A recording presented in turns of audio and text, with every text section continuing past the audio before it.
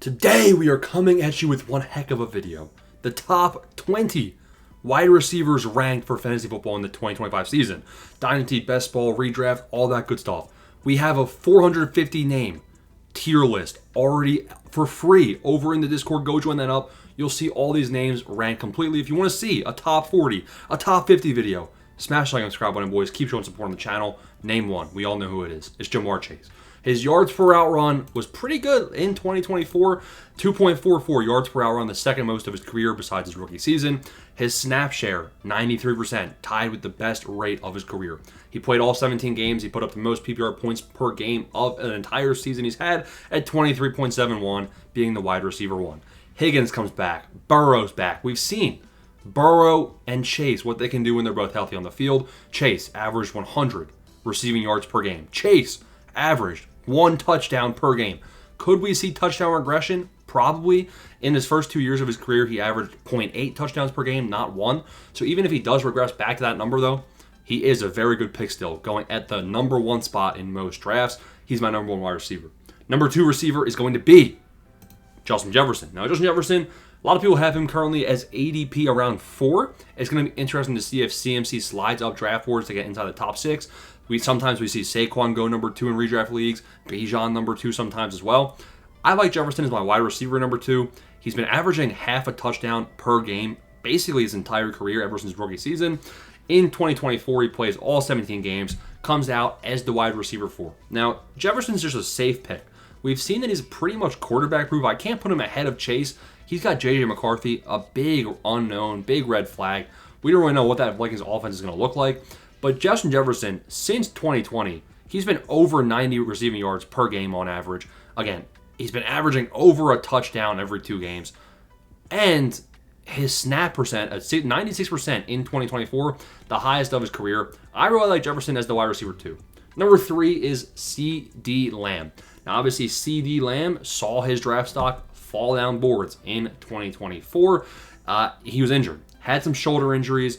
Dak Prescott obviously wasn't there. So even without Dak Prescott, with the bum in at quarterback, Cooper Rush, we see CeeDee Lamb still stay as wide receiver 8.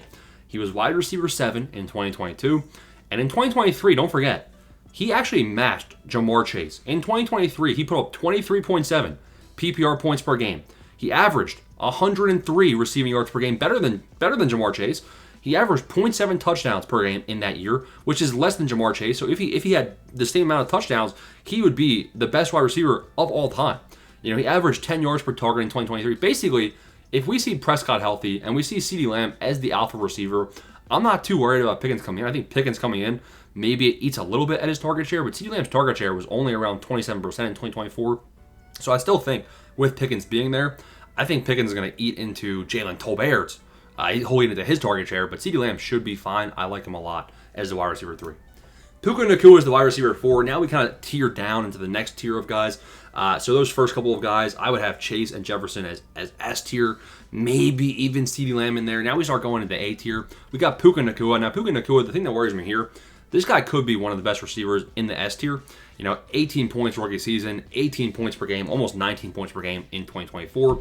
Yards per route run, 4.1. Wild. Now, health is a concern. I've owned this guy in a lot of fantasy leagues, and he couldn't stay healthy at all in 2024.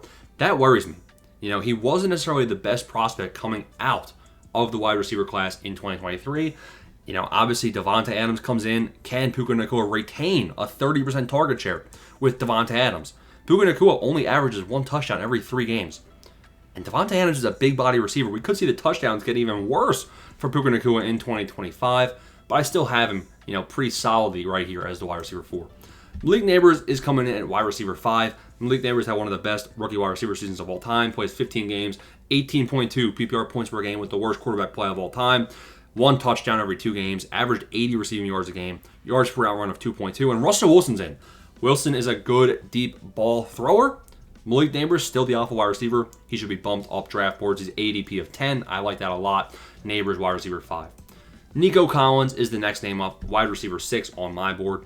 Yards per route run was 2.92 in 2024. It was 3.2 in 2023. Obviously, the Texans took a step back. In the games Nico Collins played, he was dominant. He averaged 17.5 PPR points per game. He is injured. We haven't seen more than 15 games in a whole season from Nico Collins, which is a little bit concerning. That's why I think Nico Collins is going behind Puka Nacua, behind Malik Neighbors, a bit more health concerns. The Texans also drafted a couple of rookie wide receivers, and the Texans O-line is trash. But Nico Collins only had a 25% target share in 2024. These other alphas before him were closer to 30, which is why Nico's behind them. Next name is Brian Thomas Jr. BTJ, again, another rookie wide receiver season that's completely smashed it. He was the wide receiver 12, 16.7 PPR points per game, 2.55 yards per out run. What if this Jaguars offense takes a step forward? New coaching. People are really a big fan of this new coach, specifically for the run game. But, wide receivers, you bring in Travis Hunter. Maybe Travis Hunter opens up some more.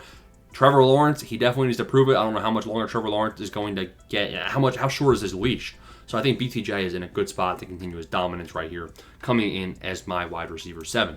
Wide receiver 8, we take a look at another pretty solid receiver, alpha on his offense, A.J. Brown. A.J. Brown had a 34% target share on this Eagles offense in 13 games played. He averaged 17 PPR points per game, and this is my thinking here. I think we could see a very good season from A.J. Brown because the Eagles have one of the hardest schedules in the league, meaning no more Mickey Mouse Clubhouse, Eagles. You can't rely on the defense all game. You got to actually pass the ball, air the ball out a little bit. And who's their receiver that's going to benefit from that? With a 34% target share, if the Eagles' passing attack expands and you have more volume, A.J. Brown's going to be the main beneficiary of that with a 34% target share. I mean, even in 2023, his target share was 30%. 2022, it was 29%. So we know he's going to be around 30% target share at least. That target share alone makes A.J. Brown worthwhile drafting. Next name, Drake London. Drake London I'm also big on. He averaged 1 touchdown every 2 games in 2024. So he had very good positive touchdown regression. I don't know why it's called regression, but it is. 29% target share as well. If the Falcons' passing attack is actually decent, Michael Penix Jr. is kind of a big unknown. We did see Drake London drop a 40 bomb the final week of the season, which actually has him improving up draft boards. We see him now at ADP of around 15.5 in best ball. That's why Drake London is now this high up in my list. He's number 9. Wide receiver 10 on my list, and this is a bit controversial. At wide receiver 10, currently ADP 28 in best ball, is Tyreek Hill. A lot of people, the expert consensus ranking has him as wide receiver 14. Not me. I have him as wide receiver 10. Why? It's simple. If Tua is healthy, Tyreek Hill is OP. Tyreek Hill averages 21 points per game when Tua Tagovailoa is healthy. Now, health is a big concern here. Obviously in 2024, major down year, 12.8 PPR points per game. He probably lost you your league. So the floor is definitely risky here with Tyreek Hill. If you're in a league where you have to, go run around the baseball field in your underwear if you lose fantasy football in your, friends league, yeah, probably don't draft Tyreek Hill. Probably don't draft CMC. But if we're chasing the highest ceiling possible, if we're trying to win our league, Tyreek Hill comes in at number 10. He can give you that ceiling. 3.8 yards per out run in 2023, 3.3 in 2022. Next name, number 11, is going to be, I actually got it pulled up. Number 11 after Tyreek Hill is T. Higgins. T. Higgins has been a man on a mission. T. Higgins finally gets paid. Now, I know I have T. Higgins as a wide receiver 2 ahead of some wide receiver 1s, but he still had a 25% team target share in 2024. Health is a concern. In 2022 and 2023, he was the wide receiver 28, wide receiver 42. He had a breakout year in 2024, but he only played 12 games. He did average 18.5 PPR points per game. He did have 0.8 touchdowns per game, the highest mark of his career. But his yards per out run was pretty high. So I'm going to give T. Higgins the benefit of the doubt right here. He averaged 76 yards per game. I think T. Higgins probably could be one of these boomer bust guys. And to be honest, looking at it, I think T. Higgins could actually be sliding down these rankings of mine. Next name is Jackson Smith and Jigba. So JSN, the reason I like him is basically the opportunity. Cooper Kupp comes in, and I'm not too worried about Cooper Kupp coming in and taking up too much target share. JSN just had to deal with DK Metcalf, and he had to deal with Tyler Lockett, who are both gone, and he still had a 24% team target share. Now, obviously, you have the new quarterback play of Scam Darnold. What is Scam Darnold going to do? He played 87% of the snaps. He averaged 67 yards a game, about 1 touchdown every 2.5 games. Not bad. About 15 PPR points per game, too. I like JSN to kind of have a breakout year. Now, an important stat is that he only had 1.83 yards per out run per game. That's actually not that good. Not good at all. So it's a bit scary drafting him for that main fact, but the opportunity is there and you kind of have to take it. We just saw Scam Darnold support Justin Jefferson having a very good year in 2024. What can Scam Darnold do with JSN? Next name is Ladd McConkey. And looking at Ladd, I think he could be sliding up my rankings a little bit, maybe ahead of T. Higgins, maybe even ahead of JSN. But I have him right here. He played 16 games his rookie year, wide receiver 20, 15 PPR points per game.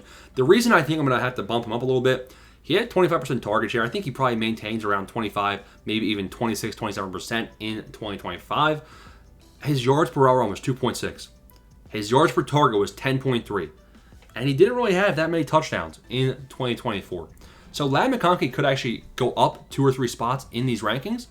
I do think that people are a bit overvaluing him. You know, he was the wide receiver 20. Now, year 2 breakouts for wide receivers definitely is a thing. He's a tough one. He's a tough one for his value. I'm probably not going to be owning much of Ladd going into this year.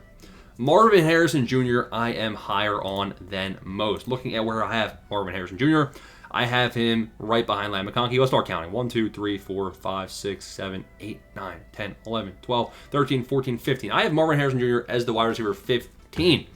Now, this is who I think can have a big year 2 breakout. Marvin Harrison Jr. is probably the worst rookie wide receiver as wide receiver 44, 11.5 PPR points per game. Nothing was good. 1 touchdown every 2 games, that's decent. His yards per hour was 1.78 or 1.68. Kyler Murray hated Marvin Harrison Jr. That's going to have to change if the Cardinals want to be relevant, which is why I think Marvin Harrison Jr., the best wide receiver prospect of all time, can be closer to 18 PPR points per game this season. Mark my words, just trust me. Next up is Rashee Rice. Rashee Rice, he's not going to be on the prison league this year. He's going to come out and he's going to play all of the games this season.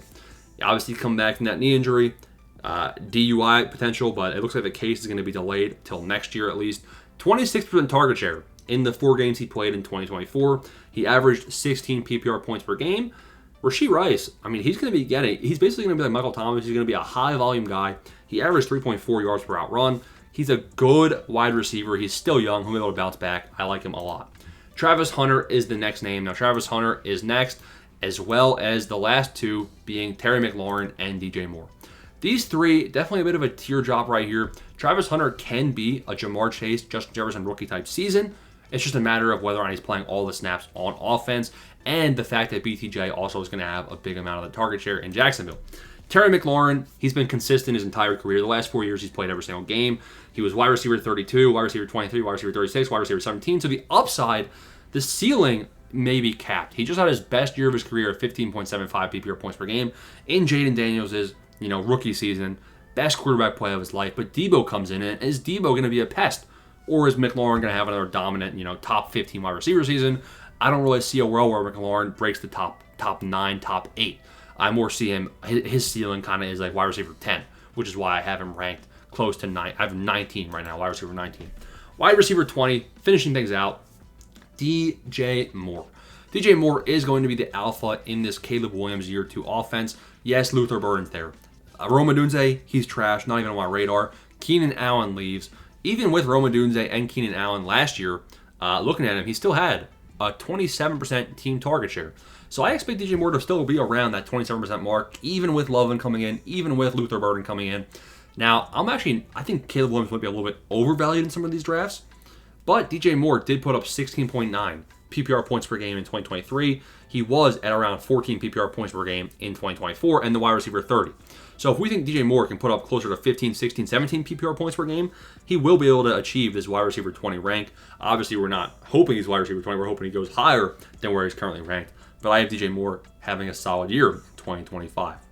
That's the top 20 wide receiver rankings. Let me know if you want to see running back next. Let me know if you want to see more rankings.